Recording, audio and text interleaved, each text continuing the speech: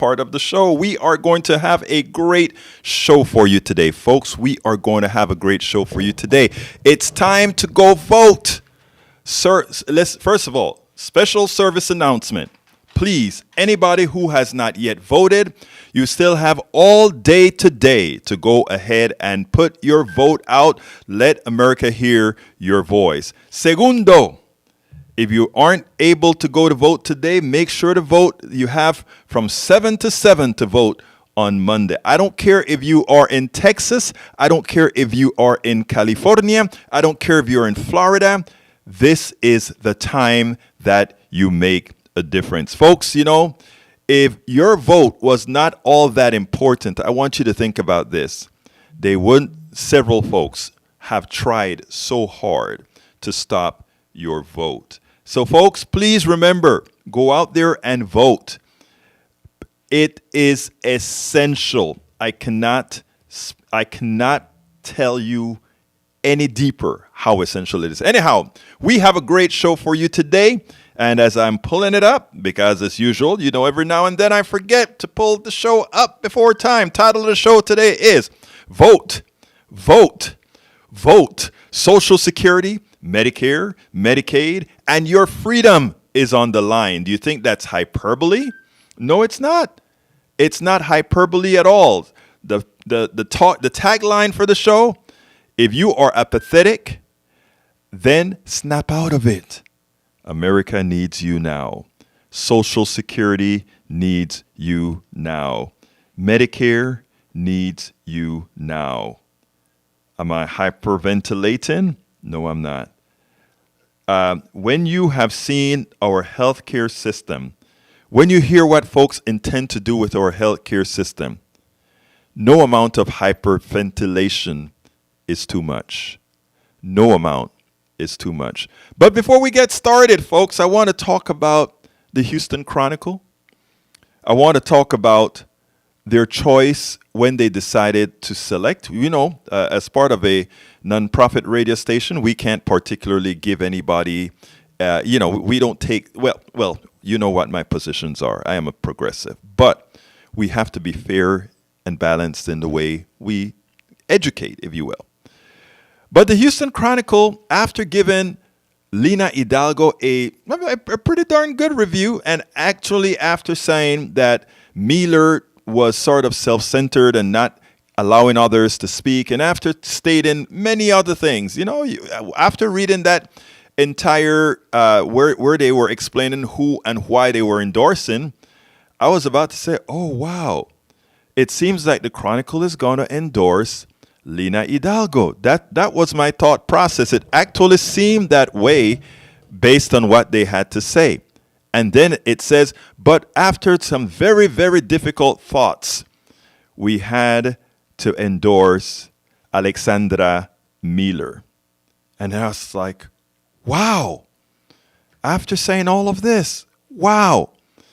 And, it didn't go over very well in the progressive space. It didn't go over very well for young people. It didn't go over very well for a lot of folks who actually saw a difference in our county government. One that was no longer controlled by contractors. One that was no longer controlled by people who were funneling monies or a developer wanting to build somewhere inside of in the aquifer or one of these places that we know we shouldn't build. That was out. No longer could these guys come into the county house. So, of course, you know, the spares were going to hit Miss Hidalgo. A lot of bad information, a lot of lies are going to come out because, you know, you mess with the powers that be. You mess with the people who control the economy or who decided to take over control of the economy in Harris County. You know you're going to be up with the big boys, and the big boys are going to do, and they're going to pay whomever to really try to make things look different. And that's what they did. But still, the Houston Chronicle, a great mainstream newspaper as they are, the ones who are really looking out for you, right? They came to the conclusion that we are going to pick somebody. We've been telling the story about Miller long before the endorsement. We understood where she was funded. We understood who was funding her. We understood why they picked somebody that could say tacitly, pero tú sabes que yo también soy Latina, as if that should matter. But it doesn't. It didn't. It shouldn't. Before I continue with this story, however, I want to already engage you guys who want to call and be on air. Make a comment either on this or the other subjects that we're going to speak about. 713-526-5738. I am honored to have El Señor Stuart in the control room, making sure everything runs perfectly fine. Señor Stuart, how are you doing today, sir? Buenos días. ¿Cómo estás? Bien, bien. Thank you, Egberto. Hey, my brother, thank you for being in there. And now Stuart is holding on to double duties. He's playing the boards and playing the phones at the same time. I tell you, you've moved up from being the oldest the oldest intern to being the extravagant intern. Yeah, basically, I'm the last man standing, but please do call. We've got some lines available, 713-528-5736, and hit number 2 when you hear the recording. That'll put you into me in the studio, and I'll get you queued up to speak on the air with Egberto. Hey, Stuart, you just made a little boo-boo. You said 528. It's 713-526-5738. Yes. Sorry about that. Hey, Steve. Hear me, Steve, now. Hey, Stuart. You know, you're going to have somebody going to be mad at you when they call that 528 number, man. 526-5738. 526. I'll say it a million times like Dwayne Bradley. 713-526-5738. Give us a call. But anyway, let me continue that story with Alexandra Miller. All right. So now it turns out that it seems like the Houston Chronicle has gotten buyer's remorse. I won't say who one of the editors were, but they actually got onto Twitter and to say, no, actually, even though Miller has gotten several $100,000 from Christian nationalists, we are not going to go ahead and, she's not one of them. She's getting several $100,000 from them, but she's not one of them. To which one of the leaders of Indivisible Houston replied in the tweet and said, well, if you haven't given the money back, if you hold on to the money, then it seems to me like you're probably one of them. If you weren't, you would either donate that money somewhere. Hey, give folks who need that money the thing. Anyway, as it turns out, this is from the people who told you to go, that they endorsed this woman. And this is what the Chronicle had to say. Why do 2 West Texas oil billionaires, Christian nationalists, waging war against secular public schools, care who becomes the next chief executive of Harris County, hundreds of miles from their homes? Why did a Houston real estate developer give $400,000, a staggering sum, in a local campaign to Republican County Judge candidate Alexandria del Moral Miller? Why did a furniture salesman who became a celebrity by waving fistfuls of cash and promising to save you money, give $448,000 to Miller in a single month? What, aside from earnest hopes of good governance, might these mega donors expect in exchange for their money? How much pressure will Miller face to do their bidding if she wins? These and other questions arise in reviewing Miller's latest campaign finance reports as she enters the home stretch of her bid to unseat one-term incumbent Democrat Lina Hidalgo. As the Chronicle's Jasper Scherer reported, Miller has raised $8.6 million since July 1st, including $3.7 million in the past month alone. A county judge, $3.7 million in 1 month. En un mes, ella logró ganar $3.7 millones. 1 month. By comparison, in the 2018 election, then incumbent Republican Ed Emmett, somebody that a lot of folks like, raised only $446,000 from July through October. In other words, the old Republican guy that was running, he only raised 2,000% less. 2,000% less than Miller did. But she comes in, somebody with no experience, never had a job of authority as she will have if she were to become the county judge, the most important, the most powerful person in Harris County controlling her purse strings. She got a bunch of rich people to give her $8.6 million. Harris County, who do you think she answers to? Does she answer to you or to those $8.6 million? Come on. We've spoken about purchasing candidates. We've spoken about purchasing politicians. We've spoken about why is it that you can't get in our county or in America the things that you need. But the wealthy, the rich, always seem to get what they want. This is an example. Now of course, the county has a choice. You can decide if you want somebody who is owned and paid for by rich folk. You've gotten $4 million for a county judge position in 1 month. Harris County. Think about that. How dare somebody, how dare the Chronicle, and look, it's not like she wasn't raising millions of dollars before the endorsement. She was raising this money, so you have to ask the Chronicle. Remember what I talk about, independent media like KPFT, who only owes their relevance to you. Again, independent media, KPFT, and who owns their relevance to you, who owns their loyalty to you. But who does Alexandra Miller owns her loyalty to? $8.3 million. Folks, can we wake up? Can we understand what's going on in this county, in this country? It is our responsibility here at KPFT to inform. We can't tell you how to vote, but we can inform you and tell you who owns Harris County after the leader of Harris County, if they were to become the leader of Harris County, gets $8.3 million from just a few developers and rich fat cats. Look, you're not hearing this on Channel 13.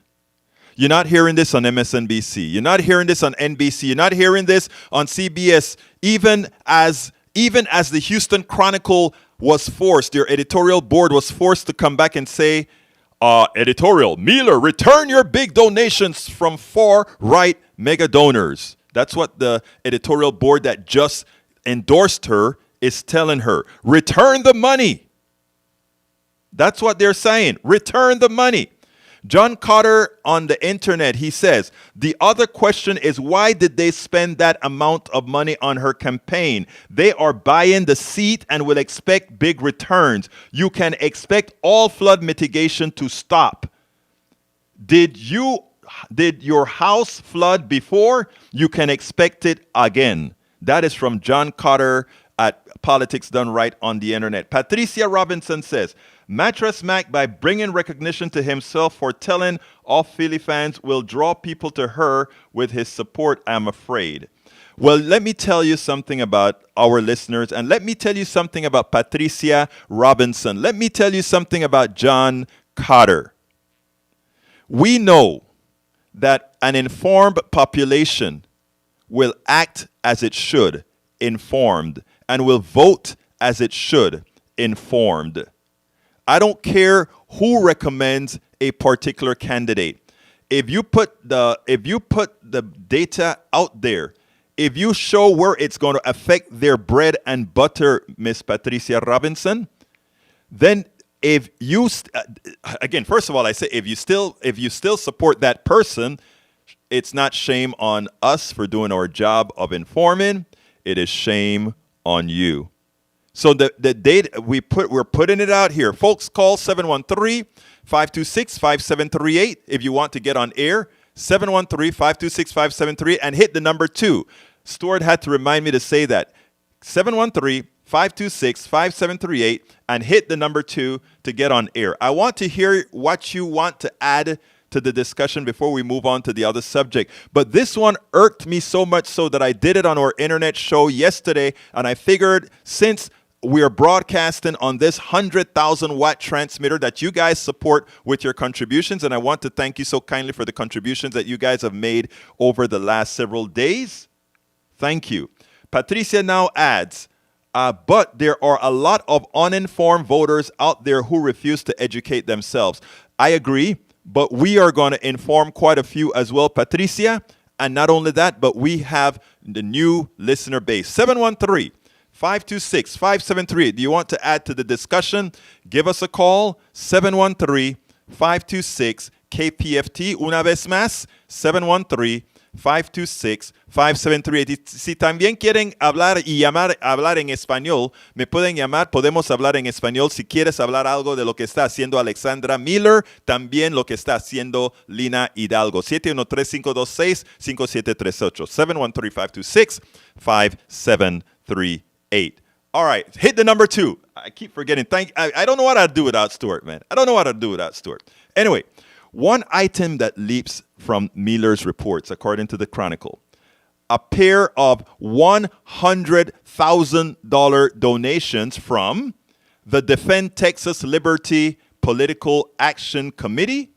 This PAC is funded almost entirely by Tim Dunn and Ferris Wilkes, who made their fortunes in oil exploration and fracking and have donated lavishly to far-right candidates for the Texas legislature and statewide offices. Among other notable gifts, Houston home builder Richard Weekly gave Miller $400,000 for the largest single donation in July through September reporting period.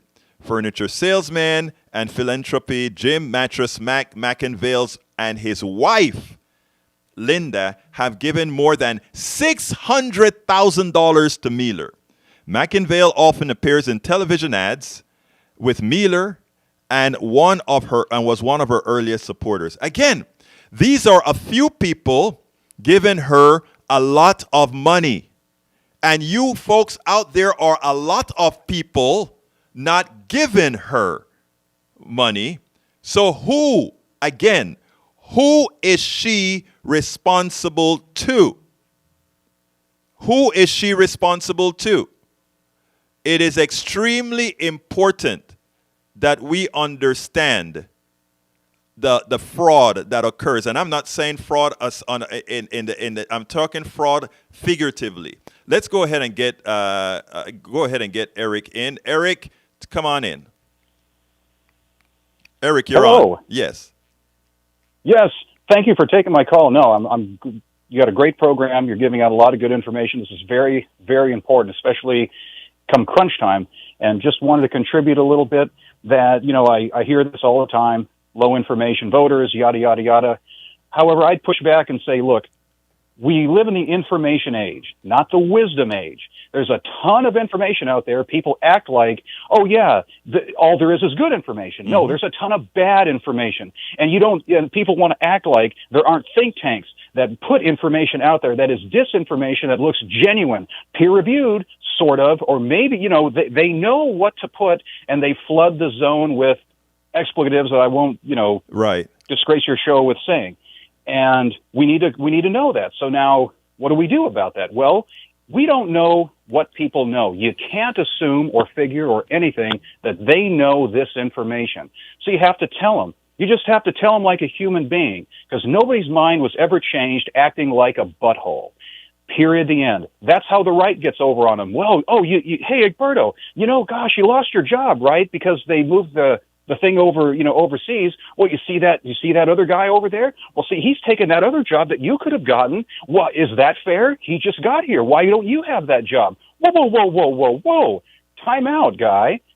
You're the one that just moved my job overseas or out of state. Eric, That's what we need to do. Eric, first of all, I want to thank you for adding that to the discussion, how the disinformation comes. I mean, we have organizations like the Heritage Foundation, the Katie Institutes, and these other foundations that make things look plausible that shouldn't be. Trickle-down economics, the Laffer curve, all these different things that they put out there to give people the impression that, oh, there's another way and there's this other way is better. So thank you, so first of all, for bringing that up as far as the think tanks and the disinformation that they put out there. Secondly, it is also important. My daughter today, we were driving over here, and my daughter, we were talking about Social Security and what people don't know, and I said something that in a manner that I shouldn't have said, but I would never have said it on the radio. But I said it to her, and I won't use the term on the radio here, but she looked at me and she said, "Dad, that is not the way that you want to say that." And right away I got defensive and I said, "But I would not have said that on the radio." And she said, "Dad, that's not what you want to say. You want to say it this way." And when my daughter said it this way, I said, yeah. She said, "And the reason why you don't even want to say it when you're talking to me is that you will get on the radio and you will slip and say it that way." Okay, so I said I took the lesson from my daughter, and then I said I'm not going to say it that way. I'll make sure to say it right. So when you talk about low information listeners, we have to realize exactly what you said before as well. The place is flooded with information, and we have to make that effort to go out there and inform them. And for people who said it's a waste of time, I tell you to listen to the show that we did on what's today? It's Friday, that we did on Wednesday. I actually posted it, and the importance in that show was to watch how a right-winger came on this station, and even we allowed him to give the answers to the questions, and by the time he realized he was caught and he got frustrated and kind of got off, one of the people that I posted at Daily Co said, "You see, Egberto, that was a waste of time. That's why we should only mess with the base." To which I said, "No, I speak to everybody," because that particular right-winger was not convinced. But think about the thousands that listened to him come to the conclusion himself. A right-winger coming to the correct conclusion, and only after he came to the conclusion, he threw his hands up in the air and said, no, and then hangs up. So thank you for saying that, Eric. Thank you very much for saying that. Anything else you want to add, sir? No, that's exactly right. I'll just continue that. All you're doing is planting a seed. And you're exactly right with you never know who's listening, but you never know if and when that seed is going to germinate, and if it's going to, all of a sudden, he's going to have that aha moment. Exactly. It happens with every single one of them. So we can't discount. You got to treat people like human beings. Nobody likes being condescended to. For all we know, that's the word my daughter used. That's the word my daughter used. Yes. Condescension. Just right. Beyond her years. And so, we can't assume, because odds are, people have already gone out and done research. Right. They've already gone out and looked. And odds are, especially with how much disinformation there is out there, they've probably clued in on that. And there's always a kernel of truth in it. We have to deal with that. If you deal with that, you may not change their mind right away. You may not change it at all. They'll never admit that you've changed their mind. Right. But you know what you're going to see? You're going to see the actions, because it's one thing to say, oh yeah, I'm for this and I'm for that. It's another thing entirely when it's you and yourself and the Lord in that voting booth. And I thank you for that, because that's something that I talk about all the time. I really, look, you have been a refreshing call. Eric, thank you very much for calling in. You have a wonderful rest of the day. Please remember to tell folks about who we are, KPFT, etc. All right, let's go to MOD. MOD, come on in. Hey, happy 2.5 year break. Hi, well, I missed you, brother. Talk to me. Well, I thought we were talking about election, but I heard you reference, economics and financing and economy there in your latter end of your conversation just now. Well, brother, this is your show, so just talk. What you want to tell me? So, do you know who Paul Volcker is? Of course I know. He's the guy who almost destroyed the middle class by taking our interest rates up to 13, 14% and beyond. Yeah, on paper, it was overt, but it was actually near 20. Yeah. So what's interesting about Paul Volcker, Roberto, is he came in Carter's administration in 1979. Mm-hmm.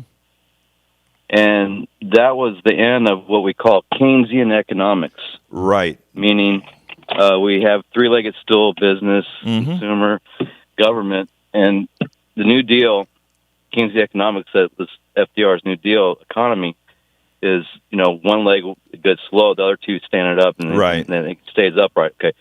So that's when it ended, and Volcker came in Carter's administration. Get that. And by the end, like you just said a minute ago, by 1982, it was announced as 10+% rate increase was what happened. That was the beginning of the trickle down. Right.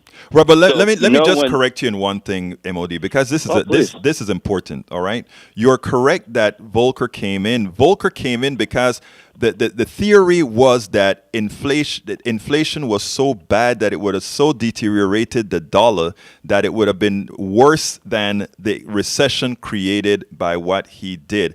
I have an updated concept of that, but I just wanted folks to know that it wasn't that Volcker proper wasn't like super bad. Volcker just was tunnel vision. The only tool he had was increasing interest rates. And my thing is that the whole paradigm is wrong. But we'll go into that after you speak because I don't want to interrupt you. I just wanted to put that in there. This is good because you always let me get my point out real quick, and I appreciate that. So the rendering of Keynesian economics replaced by a trickle down has not left, Roberto. That's why it's important. How you see the glass half full or empty doesn't matter. It's the fact it was the rendering, right, of our economy that we call the New Deal. So, right. And hence then we're still waiting, going on 45 plus years for the rich people to start hiring. So has not ended. One economy came to an end, and why it's important that we know this is because in the beginning of September at Jackson Hole, Wyoming, when Powell met with the IMF and other central banks and their summit, I listened to Powell say it on that Friday. He on Bloomberg that if the numbers come back bad at the end of September, we'll bring in Paul Volcker's rate increase, which is what we're seeing now. Unfortunately, you're right, MOD. That is what we're seeing now. Okay, well, guess what? We're at the pace in just like 3 months. At the pace we're going, it took 2+ years from end of 79 to end of 82 to get what was like they said official over 10+%, but it was more close to 20 in reality. Right. So this is what they're going to do to address the outstanding. I want to add to that, MOD. Don't hang up, but I want the audience to hear this because this has to do with our voting as well. And folks, I'm going to use a few terms here that I'm going to explain as I say it, but it's important. And I need an extra brownie point on this to conclude. Go ahead. Well, I'll give you any number of brownie points you want, brother. Okay. Okay. All right. So here's the deal. This is very important. When these guys came in, the way Reagan justified this trickle down theory and lowering taxes continuously for the wealthy was because a economist. His name was Laffer. I don't remember the name of his first name, but Laffer was the economist. Arthur Laffer. Arthur Laffer. Thank you very much. You see, look, I'm surrounded by intellect, man. Okay, Arthur Laffer came in, all right? And he drew on the back. It was no real science behind it. He drew on the back of a napkin a line where that said after you reach a certain amount of taxes, somehow it doesn't matter if you keep increasing taxes, some magical way revenue will fall. But then the corollary to that was if you lower taxes, somehow magically the government is going to get more money. And you ask, but where's the government going to get more money? Oh, economic activity. It has never resulted in the truth. And when Clinton came into power, Clinton said, to hell with that. We are going for this tax increase on the wealthy, and we got the budget balanced, etc. But the reason I want to bring this up along with Volcker is there are two animals that are fighting right now. And if certain people get into power, if you elect people into power, again, they're going to make it seem like it's not them doing it. It's somehow the economy, this magical market working on its own. All right? That's not going to be the case. Let me explain what I mean. Right now, as Katie Porter pointed out, inflation is at 8.2%.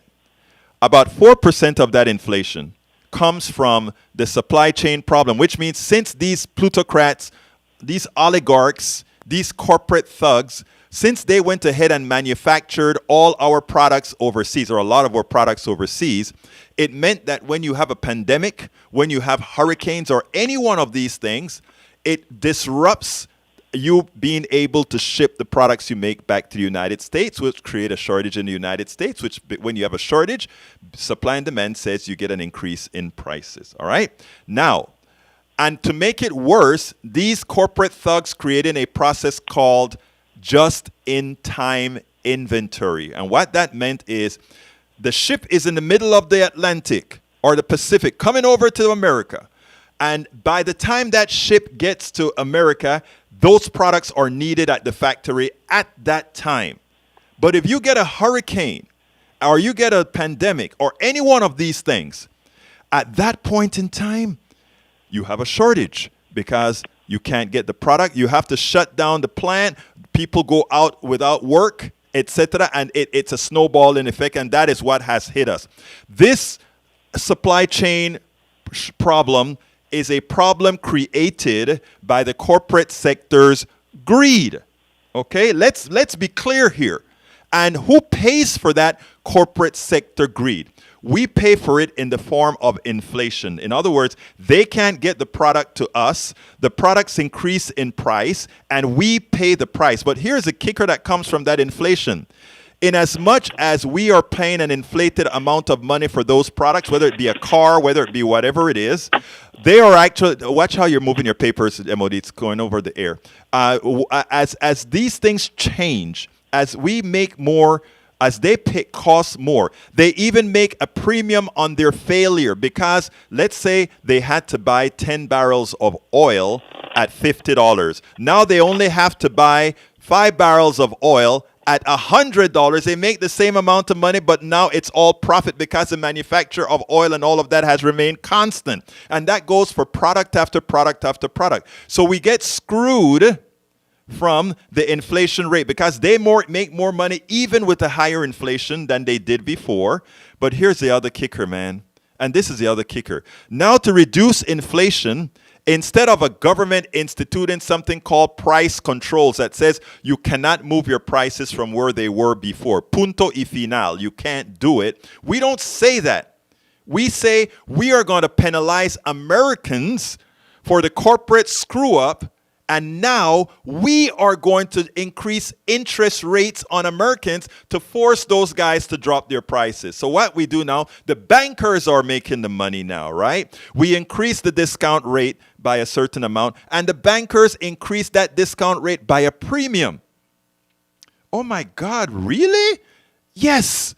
So we have to pay to convince the rich guy to lower his prices by shopping less. And how do we shop less? By giving more of our money not to buy goods, but to pay interest rates on our loans, on our credit cards, on the cars. So we get hit every direction. When the interest rates goes up, somebody else is making money on the interest rates too. But it's not That's us. Right. So we have to understand the fraud that is our economic system. And, you know, I would love a right-winger to call me and dispute anything that I've just said there in a very civil way. Because, folks, we pay the price in inflation. Folks, we pay the price in shortages. Folks, we pay the price with the increased interest rates. And we then blame Biden? The only thing you can blame Biden for is for not being tough on corporations. But you can't blame him for the thuggery. And, you know, I mean, think about this. If somebody went ahead and did this to the petty thief that goes ahead and that steals a candy bar, oh, we want to castrate them. We want to throw them away and get rid of the key. That's what we want to do with somebody that goes into a store and get a candy bar. But for those oil titans who, with no shortage of oil, with no shortage of anything, they just priced the oil because they could, even though there was an oil glut. Because Russia's oil is still on the market, India and China is buying it. There's still an oil glut. How do we know there's an oil glut? Because Saudi Arabia is dropping production by 2 million barrels a day. Something that I've said months ago. When everybody was talking about, I said, did you ever have a problem finding gas at a gas station? No. Did you ever have a shortage of any one of your fuels? No. So what's the deal? Why are prices going up? Because they could. Folks, it's a fraud. And all the news that you're hearing in this case from Republicans talking about what's causing inflation and what causes the gas prices to go up, you have been snowed. And they're coming in to keep the status quo, to make sure that there's not a wage and that there's not a tax, a windfall tax on oil companies and for all the thugs that are taking your money. It's not Biden taking your money. It's not Biden creating the climate to take your money. It's the corporation saying that Biden is doing that when they're laughing themselves to the bank. MOD, what would you like to add? Well, very, very good. I'm not going to need 15 minutes, but please allow me, okay? You got 2 minutes. So I think that's what we call, like, venture capitalism. Yes, it is. Berto? Yes. Okay. And that runs its course. Maybe this might help also to your guy drawing up the idea on napkin. I listened to Paul Sanders, the Prime Minister to Great Britain's 1975 speech to not the Tories but the Common floor, and saying there's a young lady who has a plan. And yes, our economy's crushed. Yes, we have borrowed too much money. Yes, we're below producing. But this new economic model that this young lady is going to present will be the end of our motherland. And what that was not Milton Friedman's South Chicago austerity economics. We were taught, the academia says that's where it came from, but in actuality, here's the fun fact I found out last year. South Chicago austerity economics, Milton Friedman's, came from the dad his name is Boris Johnson. And I think he was a prime minister recently in the United Kingdom. Yeah. Yeah, okay. So Bojo, he's the only one MP that it's ever had a grant to Eton. There's other parliamentary members who attended Eton, but nobody. Boris is the only one that got what's called a Keynes grant. That means he had a scholarship through what's called a Keynes grant. No, and the reason why is that I can prove indirectly is that his dad was the one who wrote Keynes, what's called a deregulation, privatization, or austerity. South Chicago, Milton Friedman's economics. So it was actually formulated from the London School Institute by Boris Johnson's dad, economist. He was not. I told you 2 minutes. You're up to 3 minutes. Give me a closer because I got to go to Juan Garcia. Was that cool? Well, hold on, buddy. So was that 3 minutes coherent explained to you? Yes, sir. Not only that, you're always well read, sir. The reason I'm explaining this to you is because that's the origin of deregulation, privatization, which has been our economic model. And you are since so the inception. I'm sorry. Go ahead. You are so right about that. But let me just tell you about about privatization. I got 3 minutes in. You got 10 seconds. You got to close up. I got to go to John. Really? Okay. Yeah. Well, the point I'm trying to make is that's our diplomacy model. We've been deploying for some time. Doesn't matter if it's most Muslims killed by any president, which was Obama. It doesn't matter which executive political ideology or those in office. That's the democracy economic model we've been deploying since the inception of the CIA. And I got to close you down, Mo, but I want to give you some kudos for this. Well, hold on. I want to give you some kudos first of all. All right. There's a lot that you've spoken there that needs some expansion on. But when you talk about it's all facts. No. Let me come on. Wait. Let me give you your kudos. Let me tell you how good you did. All right. Here's what I'm saying. Here's what I want to say. It is important for folks to understand because I don't blame these individuals. I blame a system that is now on autopilot. But we'll talk about this some other time. Thank you so kindly for calling MOD. Okey-dokey. And let's go to John Garcia. Hey, John, talk to me, hermano. It is important for folks to understand. Egberto. Yeah, turn it down. Garcia, how are you doing? Oh, yeah, Great. amigo, baja el volumen. Gracias. Are you ready? Dear. Listen. Yes. About your diagnosis is perfect. I mean, about increasing interest rates is the worst that the economy or the Federal Reserve could do. Yes. It's the only tool they have, but it's a very bad tool. Yes. Because the solution for inflation is increasing the offer. And to increase the offer, you need investment. And if you have expensive money to loan, then you don't have investment. So There it's you go. But I always knew you were a and smart dude. Got to see ya. So you said that a right guy, a big person in the right, bringing a solution.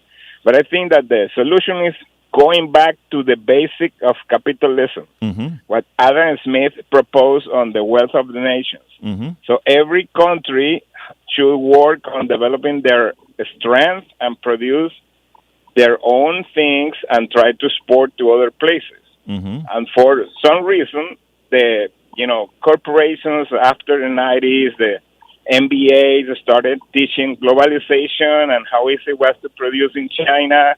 And they went away from the basic of capitalism. And what we have now is a capitalism of imports.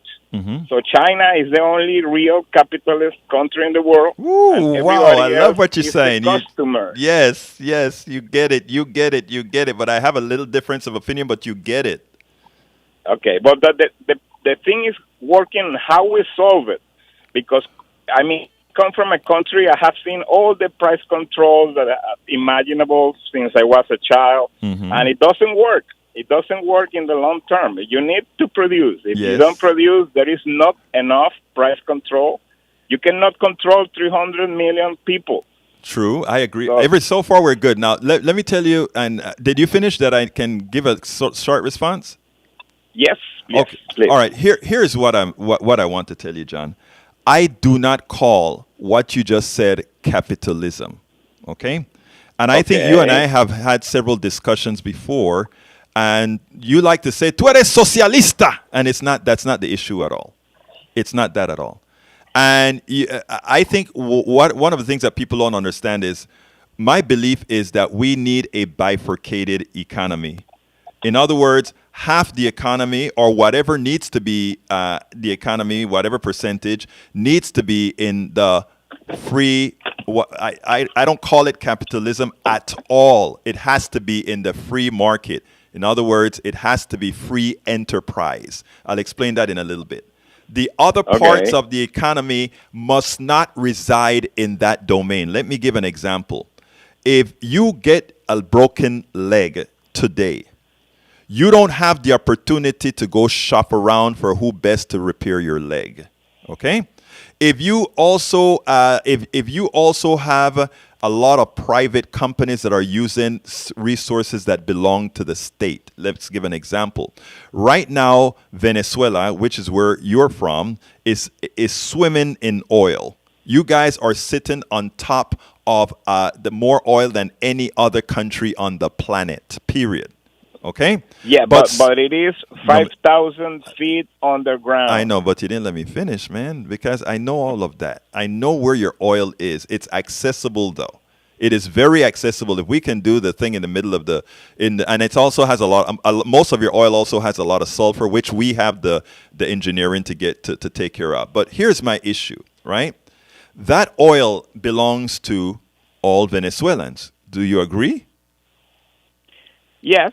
Okay. Don't you agree also if that oil, if you guys is a resource-rich country, that after exploiting that oil and the people in that country, after paying for those investors who decided to help to pick up the oil or whatever, that just like investors makes profits on the delta on that barrel of oil, so should the people of Venezuela. I mean, most of that money after paying for investment should go to the people, don't you think? Yes, and that has been the model since 60 years ago.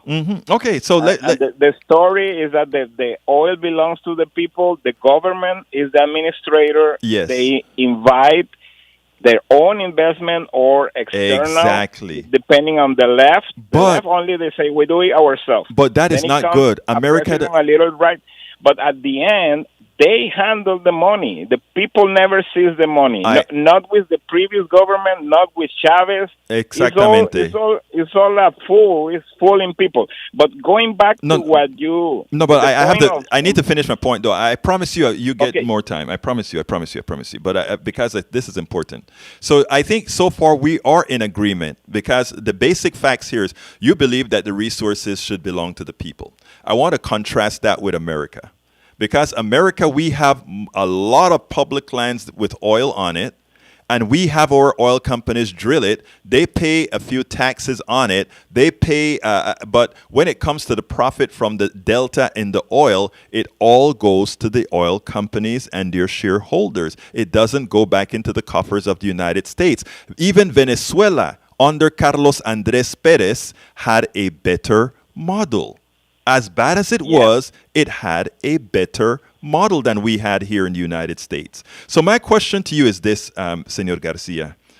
Think about this.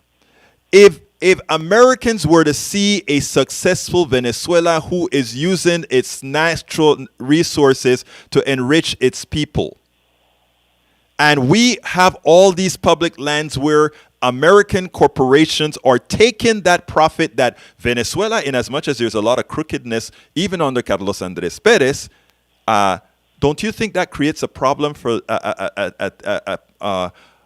a resource, not a resource, but a marketing problem for Americans when they realize they've been had by American corporations when a country in South America is doing the right thing? Well, yes, okay. Definitely. These are questions. I got to ask you a question. Just answering. Let me give you an answer. Yes. If it's a private land, yes, sir. Maybe the conversation is different. We're talking public. It's still a difficult point, because it comes that you own the land or you own the underground. Exactly. So, but if it is a public land, then whatever that is over the ground or underground belongs to the public. Exactly. So the public is the owner. Thank you. And that's, so that's like very simple. If there you guys here in the U.S., the government is not demanding his fair part of the production, then he's not doing a favor to the society. Exactly. That belongs to the people. Exactly. Let me ask you to hold, Garcia, because I have people in the chat room that I want to keep them in the conversation as well. So I want to tell John Cotter, or a ship, sadly, corporations will not pay the just-in-time issues, just the consumer pays. Robert Davenport says, how is it fair economic policy that interest rates go up on loans so rapidly, but not interest rates paid to the citizens on savings or checking account balances? We are getting scammed by the Bannisters and the government, and no one dares mention it in the media. And Paul C. Wolsey says, there is no universe in which Hidalgo, well, I won't read that one. All right. Anyhow, go ahead and continue your comments. So I just want to make sure we keep everybody engaged. Yeah, and that everything you just read is describing people abusing the capitalist or the free economy system. Mm-hmm. That's not what the system should be. Mm-hmm. I would not like to blame the free economy system because of those people abusing the system. Is because the other side is controlling, is imposing obligations, and I know that part doesn't work either. Mm-hmm. So what you need is to improve the free economy system. Is giving more freedom to everybody playing into the system. Right. Not only freedom to the corporations and limitations to the public. The freedom should be for everyone. I agree. You increase interest rates for loans, you have to increase interest rates to pay for your savings. Right. That's obvious. And yes, sometimes this, because it's not let's say a proportional strength in both sides. Mm-hmm. You know, citizen is always weaker to the biggest structures. Then the structures do what they are allowed to do if nobody is trying to give some power to the citizen. So that's what government should do, try to make the fight equal in helping the individual to be fighting in the same position. Yeah, but not on controls, I mean, that's delicate, but it is important. What The I'm solution- saying now, let me ask you something, Garcia. I mean, John. If somebody, if somebody is hurting you, if somebody is holding a knife on you right now, and a cop comes around, or another citizen comes around, you want that citizens to do what is necessary to protect you, correct? Of course. All right. It's my duty as citizen It is. to help a fellow citizen that is being, attacked. Or Oh, thank you. So, and now, if somebody is trying to take money out of your pocket and robbing you, you want somebody to do something about that too, correct? Yes. All right. Now, all these oil companies are robbing the people that can least afford to be robbed right now. It's not an economic issue. It's an issue that they, if you take a look at their balance sheet and how much money they are pocketing, all right, and how much money they are pocketing, they are taking the well-being away from millions of Americans right now when they charge much more than what is available, and the excuse is whatever the market will bear. Well, if again, as I said, if I see somebody stealing from you, Senor John, I am going to do something to stop it. And that's what we have here. We have a legal form of theft that's going on. And until we mitigate that, this, I don't care if you want to call yourself a capitalist, you are hurting people. And there is a government, we the people, that should stop that from being hurt. And that's what that's all I believe in. I don't believe in the pizza shop needs to be held by the government. I don't think the grocery store has to be held by the government, we the people. That's the freedom comes from us having all these different things. But for places where you don't have a choice, it is imperative, in my humble opinion, that the government gets involved. Senor. Yeah, and that's exactly establishing options for the citizen. Right. If you don't have the options, it's a problem of free market. Yes. Of course, if you are bleeding and you need to get into an ER, there is no free market. You just need to get in and pay whatever they want to charge. And that's why I support health care for all, because that is one of the areas in our system. That's another program about that. No, yeah, But, it's a program to solve. Exactly, because since there's no free market for health care, there should be nobody profiting as they should in that portion of healthcare. Yes, I know for innovation. You know what is so interesting, and I repeat Everybody this. should do their fair profit. Yes. That's how the system works. Exactly. And, companies make profits, and Yes. you should pay your tax for the profits I you agree. make, and that's the money the government gets as to function. So yes, And you I see, think so there's we're not a lot of very agree. there's not a lot of the- difference. And what I tell No. people, right? My short circuit is when you guys use the word socialism. I In know, that moment, mira, I start. yo sé, I get it. But what I'm saying is this, right? And that's why we probably need to, I hate to can a word that really sums it up, because it's been dismembered. It's been, sometimes I think I'm going senile. There's a word that I'm looking for that I can't find. But that is a problem that we have, right? When people start putting labels onto things, they don't realize I am more free market than Exxon or all these capitalists that are ripping folks off. Because, yo tenía mi propia compañía, my own software company, man. So, I mean... Yeah, and every big company trying to find protections, it's not for the free market. They are from, you call them greedy. It's not fair that they're trying to find protections from the government. Right. And they complain that the government is offering some protection to the people. I mean, I think that the government should not be protecting the big companies. Right. Well, again, we are... Protecting the companies is an intrusion into a free economy, and it's not fair capitalism. Exactly. It's what you hermano. And socialism for the top something. Hermano, this is where I really would like us to stop. Capitalism by design, okay, has no heart, no soul, nothing. And what I would hope for people to do is stop using the word in a benevolent manner. And let's start talking about humanity. let's start talking about humanity. What I mean by that is this. All capitalism says is we can capitalize anything. Just like we capitalize healthcare. We capitalize all these different things. We turned it into financial instruments. People that are completely disassociated for the service and products that are there then make a whole ton of money on the capitalization of these different structures.